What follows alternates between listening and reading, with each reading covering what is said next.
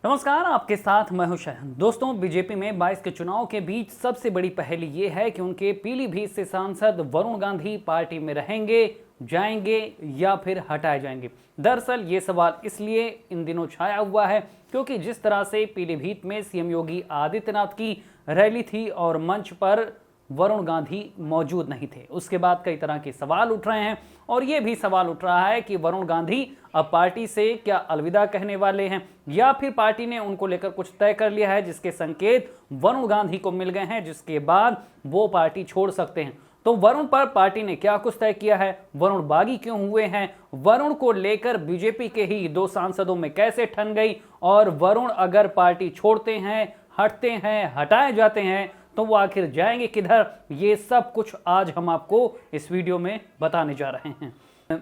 तो वरुण गांधी पीलीभीत में सीएम योगी की रैली में मंच पर मौजूद नहीं हुए, ये कोई उनका नया रुख नहीं है। इससे पहले भी वो पार्टी को लेकर तमाम बयानबाजी सोशल मीडिया पर करते रहे हैं, चाहे बात किसान आंदोलन की रही हो, चाहे कानून व्यवस्था की रही हो, चाहे गन्ना की कीमतों की रही हो। वरुण गांधी लगातार ट्वीट करके पार्टी की परेशानी बढ़ाते रहे हैं। उसके बाद हालिया दिनों में जब हाईकोर्ट के जज ने भी ये बात कही कि रैलियों पर रोक लगनी चाहिए, ओमिक्रॉन का खतरा बढ़ रहा, तो वरुण ही पार्टी के भीतर से वो पहले सांसद थे जिन्होंने सरकार को ये अलार्म किया कि ये रैलियां, दिन में रैलियां और रात में नाइट कर्फ्यू, ये कहां से जायज है। यानी पार्टी के खिलाफ लगातार वरुण गांधी बोल रहे हैं और अब ये बात सामने आ रही है कि हाईकमान ने भी उन पर एक्शन लेने की तैयारी कर ली है। उन पर क्या कुछ एक्शन लिया जाएगा वो अभी तय होना बाकी है, लेकिन पार्टी ने उन पर अपनी नजरें तिरछी कर ली हैं और इसीलिए वरुण भी अब दूरी बनाने लगे हैं। इससे पहले 18 दिसंबर को जब शाहजहांपुर में पीएम मोदी की रैली थी तब भी मंच पर वरुण गांधी नहीं गए थे और खास बात यह है कि सीएम योगी की रैली में भी वो मंच पर नहीं थे, जबकि बरेली के सांसद संतोष गंगवार और शाहजहांपुर के सांसद भी मंच पर थे। नहीं था कोई तो पीलीभीत से ही सांसद वरुण गांधी। तो वरुण गांधी आखिर पार्टी विरोधी गतिविधियां क्यों कर रहे हैं, उनके तेवर बागी क्यों हो चले हैं, ये भी आपको दोस्तों समझना चाहिए। दरअसल एक वक्त पार्टी में हिंदुत्व का सबसे मजबूत चेहरा थे वरुण गांधी। युवा थे, हिंदुत्ववादी सोच थी उनकी, अपने बयानों से पूरे देश में उनकी चर्चाएं होने लगी थीं। उनके तेवर, उनके बयान और हिंदुत्ववादी छवि उनकी पार्टी के सभी पैरामीटर्स पर उन्हें आगे रखती है। बावजूद इसके उनको तरजीह नहीं दी गई, उनको धीरे धीरे ऐसे साइडलाइन किया गया कि जैसे उनका पार्टी में कोई महत्व ही नहीं है। वो बार बार जीत कर आते रहे, बावजूद उसके ना तो उन्हें कोई दायित्व मिला और ना ही उन्हें वो तवज्जो दी गई जिसकी वरुण को दरकार थी। लेकिन सवाल ये भी है कि वरुण अगर अभी तक शांत थे तो अब बागी क्यों हो गए? क्या उन्हें यूपी की सरकार से दिक्कत है, सीएम योगी आदित्यनाथ से दिक्कत है, या फिर दिल्ली के नेताओं से उन्हें दिक्कत है जो उन पर ध्यान नहीं दे रहा, उनको जिम्मेदारी नहीं दे रहा, उनको आगे बढ़ाने के लिए कोई कदम नहीं उठा रहा?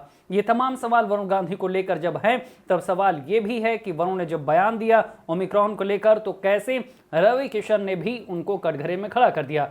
रवि किशन ने वरुण गांधी को तब नसीहत दी थी और ये कहा था कि वो बयानबाजी ना करें, अपने क्षेत्र में जाएं, इन सारी समस्याओं पर ध्यान देने के लिए देश में प्रधानमंत्री पीएम मोदी हैं। समझ में नहीं आवा था कि काहे वरुण गांधी जी ऐसे बोलत अड़न।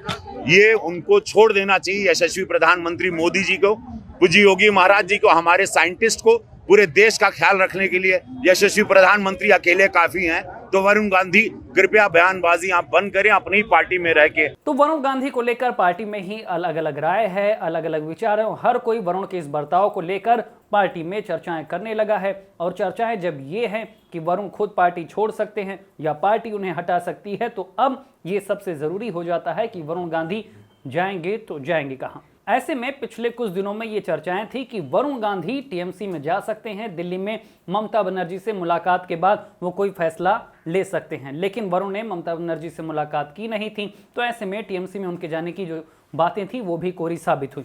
अगर वो उत्तर प्रदेश में किसी पार्टी में जा सकते हैं तो ऐसे में सबसे बड़ा विकल्प उनके सामने केवल और केवल समाजवादी पार्टी ही है, क्योंकि कांग्रेस की जो विचारधारा है उस पर वरुण खरे नहीं उतरते हैं और वरुण की जगह भी कांग्रेस में नहीं बनती है। समाजवादी पार्टी में अखिलेश युवा नेता है, वरुण भी जिन मामलों को उठाते रहे हैं वही मामले अखिलेश भी उठाते रहे, तो दोनों नेताओं के बीच करीबी बढ़ सकती है। और अगर पार्टी कोई एक्शन लेती है या वरुण कोई फैसला लेते हैं तो हो सकता है कि समाजवादी पार्टी में वरुण जा सकते हैं। दोस्तों, यूपी की धुआंधार राजनीतिक खबरों के लिए भारत एक सोच को सब्सक्राइब जरूर करिए और बगल वाली घंटी जरूर दबाइए, क्योंकि अगर आप एक बार नोटिफिकेशन बेल दबा देंगे तो आपको हमारे नए वीडियो की सूचना बिल्कुल मुफ्त में मिल जाएगी और आप जब चाहे जानकारी से भरा वीडियो अपनी मर्जी के मुताबिक देख पाएंगे। चलते हैं। जय भीम, जय भारत।